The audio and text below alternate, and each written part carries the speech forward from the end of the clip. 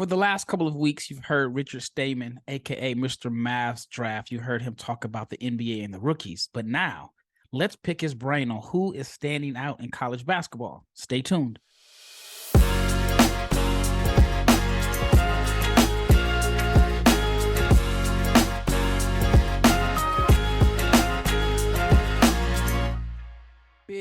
Big shout out to each and every person that has made the Locked On NBA Big Board podcast your first listen of the day. I am Rafael Barlowe, your host and director of scouting for NBA Big Board and the founder of NBA Draft Junkies. And my co-host for the day is Mr. Mavs Draft. If you're on Twitter and you're on NBA Twitter, NBA Draft Twitter, you know Richard Stayman, Mr. Mavs Draft, because he is one of the biggest stars in draft Twitter because he's always posting clips and content. And as of today, the Dallas Mavericks have a first round pick. So I think it's top 10 protected. So as of today, the Dallas Mavericks have a first round pick and it would be a lottery pick. So I'm just going to come right out with it. Based off of what you see right now, who would be the guy that you would target for the Dallas Mavericks? Who makes sense for the Mavs? Victor Wembanyama would solve literally everything. But you could also say that about all 29 other teams. That's a cheat answer. If they did end up in that spot, though, I mean, take advantage of the fact that Cam Whitmore hasn't played. Put him as a wing that can create a little bit, put the ball on the floor, and also spot up, defend. Makes moving on, potentially even from like Reggie Bullock, pretty easy. All right, so let's this first segment, let's go half Mavs, half NBA Draft. What, in your opinion, is the issue with Dallas? I mean, outside of the fact that Reggie Bullock hasn't started the season yet and Hardaway is struggling shooting, is that the main issue? Or are there other issues that, unless you're paying close attention to the Mavs, that haven't really been public? I mean, would you say anything has clicked with this team? Because I personally wouldn't. Like, I think it's such a simple storyline, but like that's, for me, it. Well, I feel like they're getting open looks. I feel like Luka is creating a ton of open looks. The guys just aren't making them. There was a game that I was at, I think it was the Portland game last week or a week or so before, where they couldn't make a single shot and they got tons of open looks. And then in like late in the fourth quarter, maybe like the last 2 minutes, they hit every single shot. But I'm thinking that if Hardaway and Bullock can shoot 36% from three, I don't even know the numbers off the top of my head, but if they can be league average or 38 or even shoot close to what they're capable of, I think the wins and losses are totally different. They're definitely, I think they're like 500 right now. I think that is the biggest difference. But I had this conversation with my brother and he was saying that, like you look at the Warriors, for example, and if you look at the Celtics, they don't have a bunch of 3-and-D guys. They have guys or wings that can create their own shot. And the Mavericks have a bunch of 3-and-D guys, or if they're not great defenders, three, and that's it. And if they're not making shots, they're not really contributing. So who, in your opinion, that could be in this lottery range could fit the mold of being able to be a complementary piece to Luka? Yeah, I don't know if he doesn't count as a wing, but I mean, the first name that always comes to mind is like Keontae George would really be intriguing. Also, he's from Dallas. That's also a big plus. Would that be overlapping with Hardy? Yeah, a little bit. But I mean, if you're picking between Hardy and Keontae George, I think given where they would be drafted, I think one gets priority, honestly. Like, let's see what Hardy does, obviously, before jumping to that conclusion. But I think Keontae would personally get more reign, more just freedom than Jaden Hardy. Also because I think Keontae George is probably more polished, both on the defensive end and as a passer. I think that puts him over the top, even though those aren't like, pure strengths or anything. He's just better at both. Yeah, I think they're very similar. And I mean, still for the life of me, maybe it's the efficiency part of it. Don't understand why Hardy fell so low. While I think if Keontae has the same efficiency at Baylor, I don't think he falls to the 30s. So it's kind of it's very tricky to figure out why a guy can not shoot well. I mean, Patrick Baldwin, and why a guy can end up still being a first round pick. I mean, Ball was not even shooting well in the G League. But so there's no rhyme or reason to it.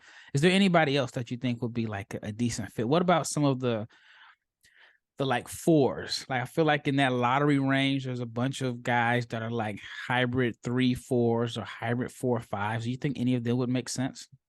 Yeah, there's a few guys. I mean, Dariq Whitehead's had a slow start. He's not one of the 3-4s, but he's like more 2-3. I think he'd make sense. Grady Dick, I think he's somebody who, I mean, his shooting alone just fits. You also have, I don't know where, like it's so early. I don't think it really matters where they're projected, but two guys who I really like that would also fit. They're both in the SEC. GG Jackson. Granted, he's far away. I don't know if he would fit what the Mavs want in terms of prospect. They probably want someone who can contribute a little bit better earlier. But also Julian Phillips has been really impressive to me. I think he's somebody who I would like there. I mean, he's long, he's 6'7", can play pretty much 2 through 4. I believe. I think that would be big for him, for the Mavs. Yeah, but both of those guys seem like they are ways away Yeah, from they're being raw. able to contribute. I think the Mavs are in a situation where Luka was too good too early, and so they never were able to get this second lottery pick. And after making it to the conference finals, you'd hope they'd be able to find some win now guys. And how much time do they are fans going to be patient enough for guys to develop? I mean, you look at Josh Green, for example. He'll never. I mean, I guess the Mavs will never be forgiven for drafting him over Desmond Bane and Tyrese Maxey. But this is year 3 for him. I think it's year 3. And he's coming along slowly. But Mavs fans were not patient with Josh Green. And so some of these guys are really just as raw as Josh Green in a sense.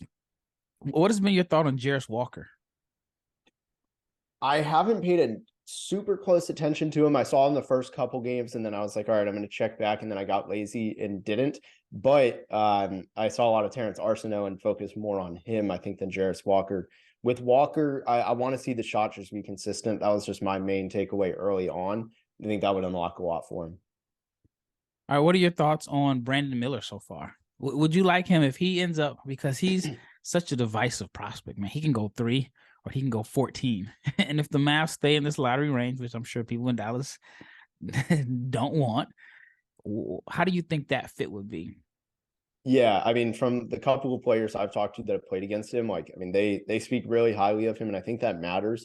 We saw a lot of that. I mean, it mattered like with Jaden Hardy, I think, too, where a lot of players in the G League spoke highly of him, and there's a lot of hope with him.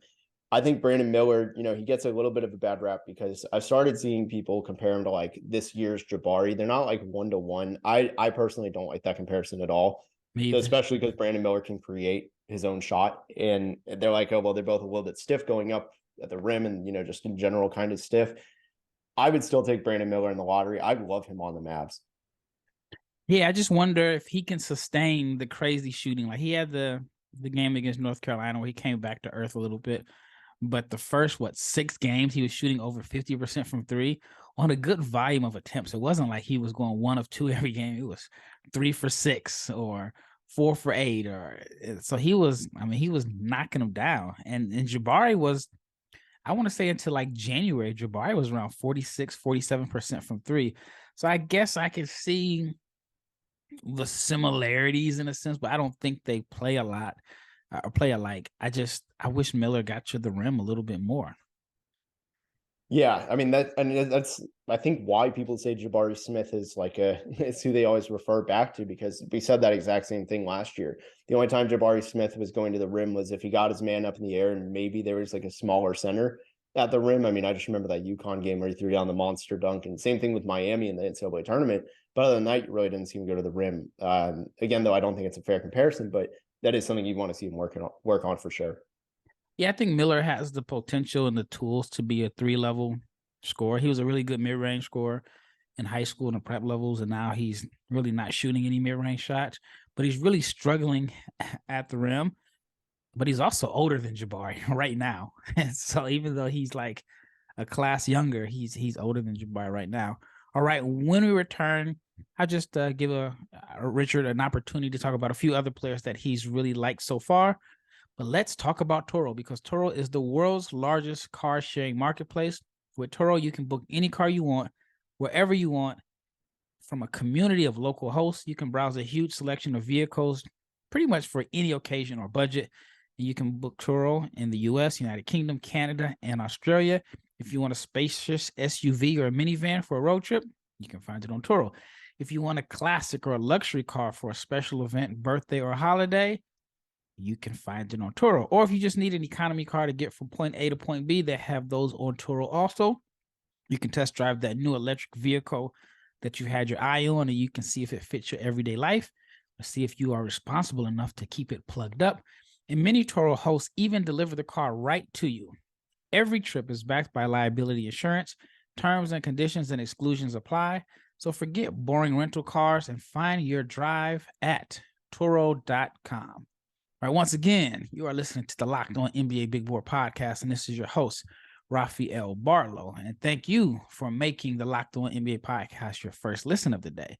Now, for your second listen, check out the Locked On Sports Today podcast. From the games that matter the most to the biggest stories in sports, go beyond the scoreboard and behind the scenes with local experts and insights that only Locked On can provide. Locked On Sports Today. It is available on this app, YouTube, or wherever you get your podcast.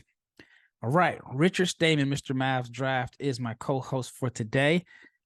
Just off the top of your head, what players have stood out to you and have impressed you so far with their play? Yeah, for me, it starts with somebody, and if you've been following me on Twitter for the last year, this probably won't come as a surprise, but I really have been impressed with Trayce Jackson-Davis. He's somebody who I think is just going to have a really good NBA role, whether it's off the bench or starting. He's athletic, dives to the rim with the best of them, can play defense, and he's got a little bit of a knack for passing, enough to say, he's not like careless with the ball. He actually can see through passing lanes and things like that and find cutters really well. I've been impressed with him. He's shooting 76% from the rim. He looks like he's going to be a contender for player of the year. I think he's worth a first round pick. You know what? I had no idea you were going to say that. I was going to say he's talking about Isaiah Wong or Mike Miles. I thought those were the two guys. So you surprised me with that. Yeah, Trayce has been good, man. I mean, it's almost like you expected him to dominate college basketball, right? The one thing that I wanted to see this year was, are you going to be able to score outside of the paint? Like he does all of his damage in the paint. I wanted to see, all right, is he going to be able to knock down short corner jumpers, maybe jumpers from the elbow? I didn't expect him to be like a floor spacer, but I wanted to see if he could be a little bit more of just not so reluctant to shoot. To me, he's very similar to Drew Timme in the sense, not saying that they're the same player, but they're guys that there's probably over 100 games of film to watch and evaluate. You know who they are. You know what they do. You know that they're going to dominate college basketball. The question is, especially in today's NBA, like if you are, Jackson-Davis is a better defender than Timme, but it's like, what is your role as a four-man or even an undersized five if you're not like a defensive anchor or a floor spacer? So I think Jackson-Davis is going to be one of the more interesting guys on draft day, because somebody may like him in the late first round, and then I wouldn't be stunned to see him fall like mid-second round just because he's such an acquired taste. But as far as like production, if college basketball was all about production, he'd be a top 10 pick, because you're not going to find too many guys that are more productive and dominant. And one of the stats about him that was very interesting last year was that when you watch him play, he doesn't blow you away as being like this great athlete, but he was ranked in the top 10 in dunks last year. And he's a good finisher around the rim, and he gets a fair share of dunks. Just may not be like, your Dylan Mitchell or these super high flyers, but I think, he's a really good athlete, just a little bit underrated. Yeah, he's explosive. It's not necessarily the highest vertical, but I think he's super explosive. And, it's almost rare, I feel like, to find players who take just 0 threes and have actually played real minutes.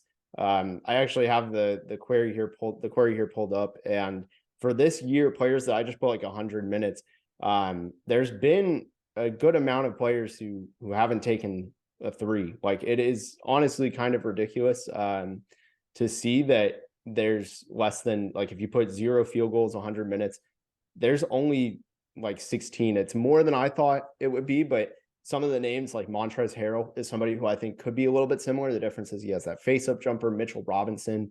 It's a lot of traditional centers, Jakob Poeltl, things like that. But so it's not super uncommon that he can't space the floor. But the thing is, all those other guys, they have at least something like a mid-range game. So he's going to have to add that. Yeah, and that was kind of like my question coming into the season. That's like, should have, at least my opinion, should have been his main focus all off season. Face-up game, mid-range game. And maybe he has it and he just hasn't been able to show it because, maybe college basketball isn't always about developing a guy and putting him in the best position for the NBA role. It's all about winning. And so maybe he does have it. I think even like with Drew Timme, for example, you were at the gym, you saw him play this summer. I've seen Drew shoot the ball well in like pickup games. And I know there's a huge difference between pickup games. And I saw Drew shoot the ball well at the combine. I think he's a better shooter than his numbers suggest, but it just doesn't really make sense for him to start shooting jumpers to improve his draft stock when his main focus should be on winning and dominating college basketball. In your opinion, do you think that could be the case with Jackson-Davis? Do you think he may have a little bit of a face-up game? He just doesn't show it because he doesn't really need to show it in college basketball. I think, no, but he has counters. Like, his whole thing is his quick first step gets him to the rim. Like, it beats guys, like, even if it's 10 feet and in, he's still going to beat guys to the rim, to his spots. And I think that's his big advantage. Like, for me, the way I look at it is, like, if you took away like Dwight Powell, for example, if he had anything that resembled like a post game, I think, and took away even the minimal 3-point attempts that he has taken in his career and add defense, like, you're getting a lot better of a player. And I think for me, that's where I see Trayce Jackson-Davis is somebody who he can use his athleticism 10 feet and in at a very high level. And he's also going to play defense and he's going to just roll to the rim. I think I'm sold on all of that translating. Do you think he's a first round pick? I don't think he goes first round, but I think he's going to be first round value. Like, he's going to be a top 30 player from the draft. So where would you have him in your mock draft? In my mock draft, I'd say late 30s, just because I think it's really, really hard to choose somebody who doesn't shoot. And that's also a 4-year senior who is 23 years old. Might even be 24 come start of the season. I can't remember, but it's not an easy combo to convince your owner and say, hey, this is the guy we need to take. Like, Chris Duarte was probably the one exception of that you'll ever see, and he was a guard. So for a big man, it's just not going to be easy. That, I would think on the flip side, if I was a scout or GM, I would tell my owner, hey, we're going to get the best value for him on his rookie deal. So he's not going to spend his rookie deal developing. If he's ready to come in and contribute right away, we're going to get good production out of him for, a little bit of nothing, as opposed to if you take a younger guy that is raw, you're going to be paying him to develop him and you may not get any production. So I think you can make an argument for selecting an experienced guy and have him in your rotation. Who else has stood out to you? Yeah, so somebody else who I really like is a freshman. I hinted at him a minute ago at the beginning of the show, but Julian Phillips, I really like him. I know he's not shooting the 3 ball well at all. He's only made 1 in 11 attempts, but I think the free throws being good where they are, he's shooting about 80%. Granted, it's only 36 attempts. I think that's enough of a sign for me to say that 3 ball will come around. And being 6'7", 6'8", probably has a near 7-foot wingspan. Just seemed to, like, I watched the USC game and everything that you would want to see from a freshman wing who hasn't figured it all out yet in terms of his role and fit with his Tennessee roster, everything looked good. I think the jump shot looks good. It's easy to project. He's a very good athlete. Feel for the game is strong. I think he just knew where to be on both ends. He had a nose for the ball. Needs to get stronger in that 3-point consistency, but I think there's a lot of upside there. And he's somebody who I was very down on. I didn't understand why he was a top 15 recruit, all this stuff, but I've seen the light. Are you concerned? If the numbers in front of me are correct, 37% from the floor, less than he's like 0.91% from 3. Are the numbers concerning at all? I mean, on paper, the 10 points, 5 rebounds is good, but the shooting numbers don't worry you at all? No, just because that free throws percentage, I mean, 36 attempts already through 6 games, and he's shooting a high percentage. Like, he's making his free throws. So I think that combined with the fact that he has good shooting form, or at least passable shooting form, makes me confident it's going to eventually, we'll see an uptick. Like, if he goes 3 for 3 of his next threes, I mean, he's already doubling, maybe even tripling his 3-point percentage. Yeah, the NBA draft is so different now. I mean, it's all about who can project upside and long term. And he's definitely someone that is going to be a factor in the lottery discussions because, I mean, the sky is the limit with his upside. All right, when we return, I have a few more questions for you. Next, I want to tell the audience about LinkedIn Jobs because these days, every new potential hire, it can feel like a high stakes wager for your small business. And you want to be 100% certain that you have access to the best qualified candidates available, which is why you need to check out LinkedIn Jobs. LinkedIn Jobs helps you find the right people for your team faster and for free. All you have to do is add the hashtag hiring to your LinkedIn profile to spread the word that you are indeed hiring. Simple tools like screening questions make it easy to focus on candidates with just the right skills and experience so you can quickly prioritize who you'd like to interview and hire. And it is why small businesses rate LinkedIn Jobs #1 in delivering quality hires versus the leading competitors. LinkedIn Jobs, it helps you find qualified candidates that you want to talk to and faster. So post your job for free at linkedin.com/lockedonnba.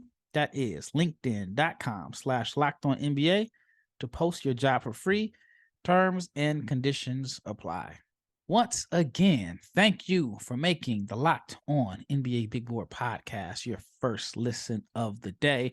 I'm your host, Rafael Barlowe, and I have my co-host, Richard Stayman, and we're just going to spend this last segment talking about a few of the players that have caught his attention.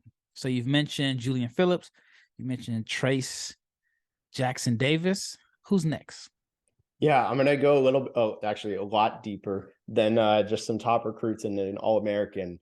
Good. Somebody That's what who I I want to hear. watched, I watched the UNLV versus Dayton game, and I can't say his name. I know the nickname for him is Mongolian Mike. That's who I was looking for, not who I came away the most impressed with. It was somebody who averaged 3 or 2.5 points a game last year on 34% shooting that has come out guns blazing for UNLV, and I've been really impressed with. And that's Keyshawn Gilbert. I think he's emerged as a draft prospect. He's averaging 16 points a game, 3 assists, 3 rebounds, 2 steals. Granted, unbelievable, unsustainable shooting right now at 56% and 64% from 3. But aside from that absurd production, I think it just shows what he's capable of doing in terms of like he can have that big game every once in a while. I really like him as a combo guard at 6'4". Yeah, man, the numbers are crazy. 63% in 7 games. That, I mean, that's ridiculous numbers. Do you have a comparison for him? Not yet. For just numbers through a small sample size. I mean, that reminds me of like Aaron Neesmith a couple years ago, where 12 games he shot like 54% from 3 or whatever it was. But no comparison just yet. I think he's got long arms, if I'm not mistaken. So I think he's got the length to play both guard spots. So just kind of a modern combo guard is who I see his role. What does I see his role being? Yeah, he's definitely made a name for himself.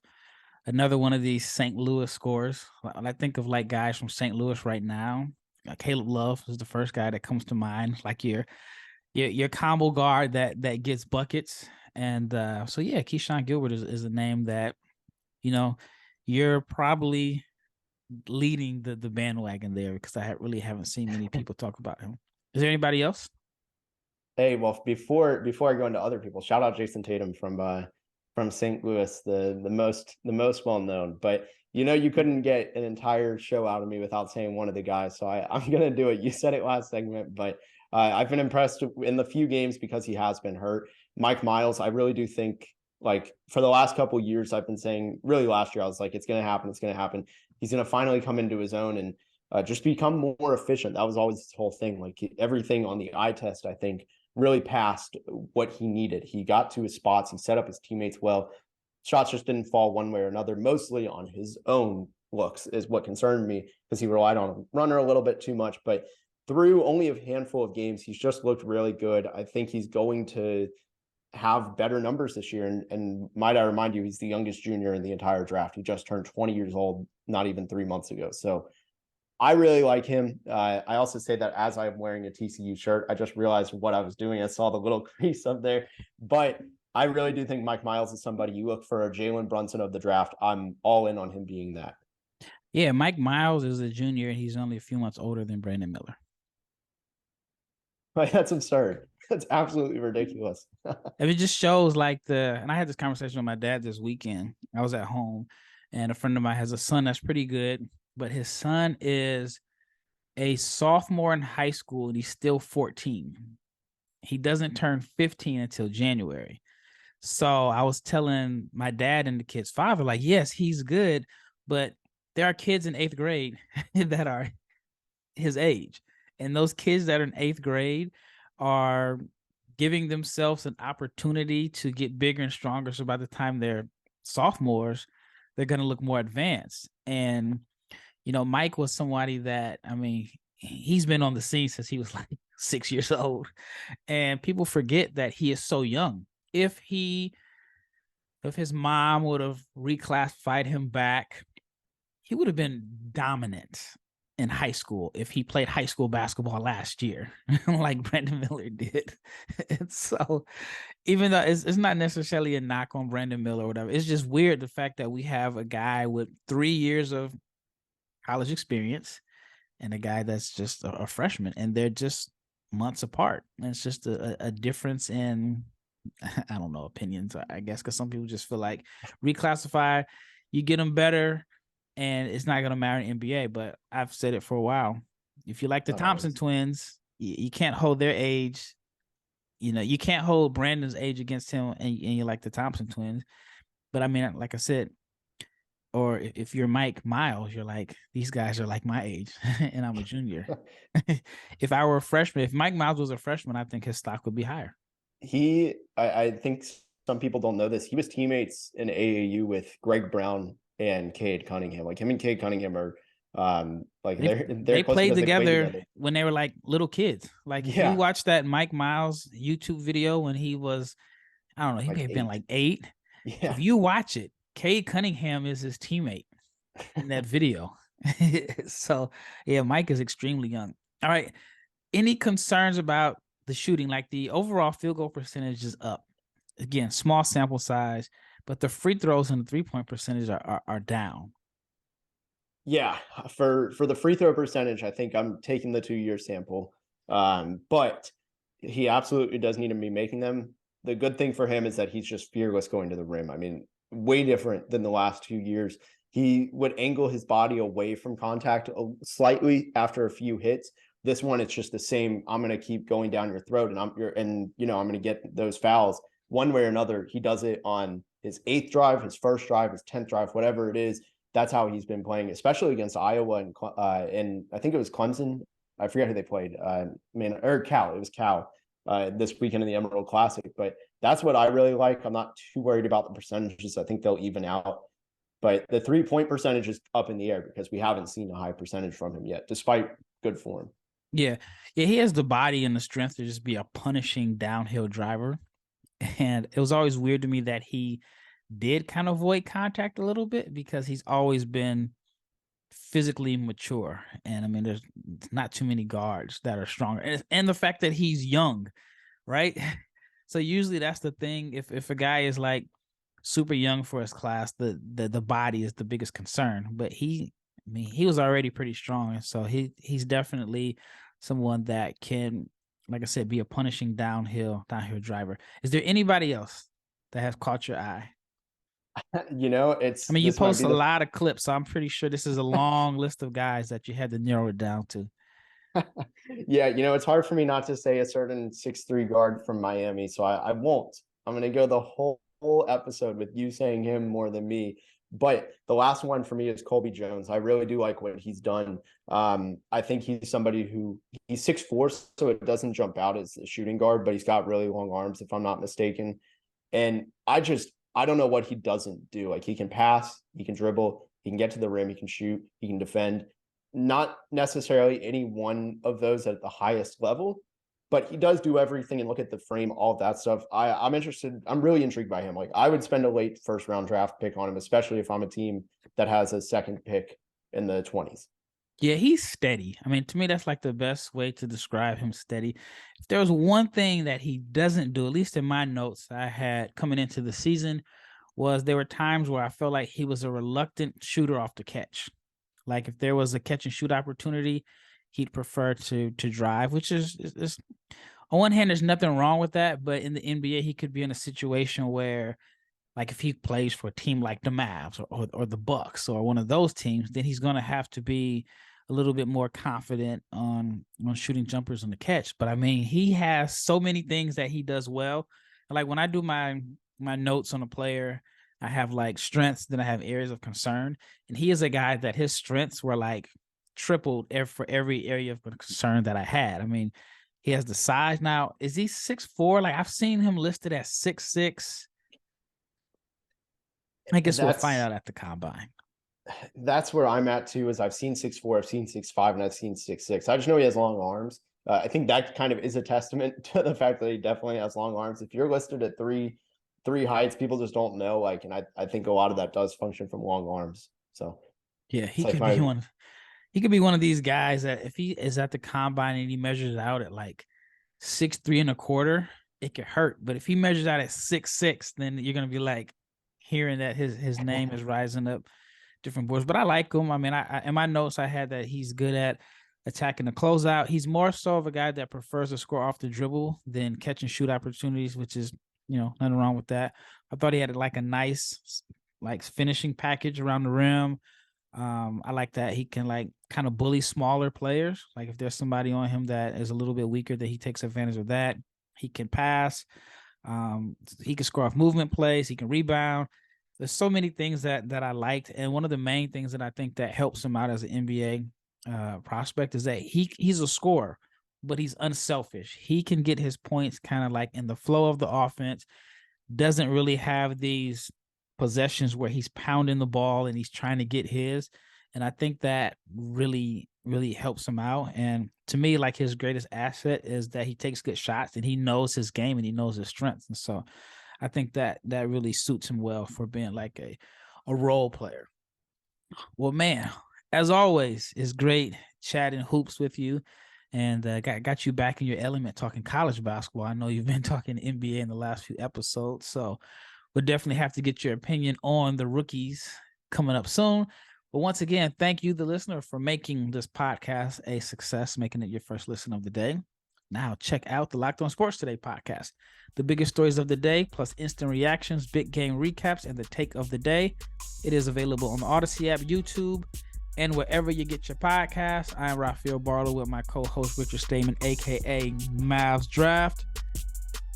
And do you want the Mavs to have a lottery pick this year?